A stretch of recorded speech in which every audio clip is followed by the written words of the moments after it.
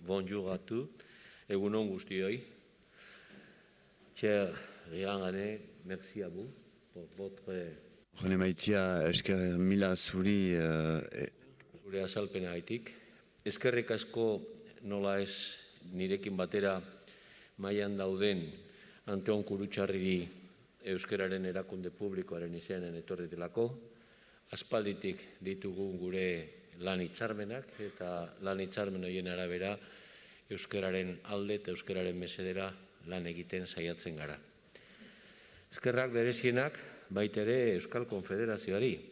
Hemen dugu Luxi Detzart, mila esker, benetan. Gure ustez euskaltzaindiaren ikuspegitik euskararen lurralde guztia kontuan hartuta lurraldeko eragileekin lan egin behar delako, kasu honetan ezinbesteko eragilea da Ipar Euskal Herrian Euskal Konfederazioa. Eta beraz, nik esango nuke guzti hauek ahalbidetu egin dutela gaur gu hemen izatea.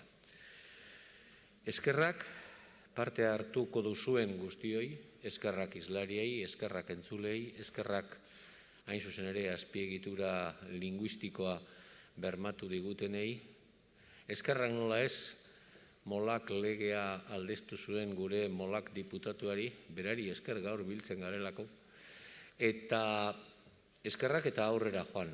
Legea atera zenean eta legearen ondorioz, hain zuzen ere, Kontseilu edo Konstituzio Kontseiluaren erabakia etorri zenean, orduantxe bertan erabaki zuen eta orduantxe bertan aldarrikatu zuen euskaltzaindiak jardunaldi bat egingo genuela hori aztertzeko alde edo ikuspegi desberdinetatik. Hala adierazi eta hala bete dugu eta horrexeetxe gaude hemen bilduta. Zergaitik? Akademia baten zereginak normalean hizkuntzarekikoak izaten dira, baina ez horrenbeste batzuen ustez hizkuntzaren defentsarako. Euskaltzaindiaren kasua dena den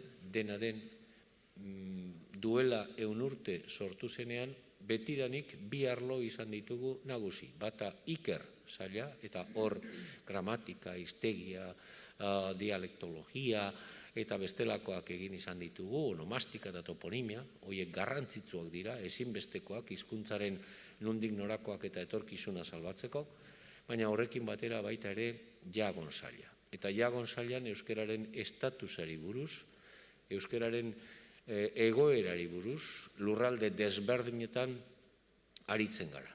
Sustapen batzordea hortxe dago eta aritzen gara ala nahita eta jakinik euskararen egoera desberdina dela euskararen lurraldeetan, eta kasuan kasuko sartzeladak eta kasuan kasuko lanak egin behar direla. Egin behar direla, baina beti kontuan hartuta euskararen nonbait batasuna, euskara dela gure altxorrik preziatuena, baina ez altxorra apaletan, museoko apaletan izateko, espada bizitasuna eta bizi-bizirik gure artean erabiltzeko. Eta hori da gaur egingo duguna. Gaur egingo duguna izango da, alde batetik, Baionako udalari esker gela dotore honetan, gogoetatu, hausnartu zer den, zer izan daiteken Ipar Euskal Herriaren euskararen estatusari buruz berrikitan izan ditugun lege edo xedapen berrien inguruan. Molak legea kasu honetan. Baina molak legetik harago ere joan beharko da, eta behar bada egunen baten aukera izango dugu euskararen ofizialtasuna lortu ahal izateko eta euskararekin batera Frantziako hizkuntza, lurraldetako hizkuntza guztien ofizialtasuna. Jakina, horrek eskatzen digu lana, eta horrek eskatzen digu lana egiteko, men Txegaraika aipatu duen bezalaxe, hizkuntza politika eta hizkuntza politika bideratzeko irizpide batzuk ere izan behar ditugu. Eta irizpide horiek sortzeko komeni da guztion artean gogoeta guneak izatea. Gaur hori da gogoeta gunea. Hona etorriko diren eta hemen azalduko diren ideiak goi mailako adituen aldetik etorriko dira, eta parkatu itzultzaileak, eta hortik aterako ditugu seguru nago beste orientabide berri batzuk euskararen aurreramendua, euskararen aitzinamendua eskuratu ahal izateko eta bermatu ahal izateko, ipar Euskal Herrian izan ezik Euskal Herria oso osoa.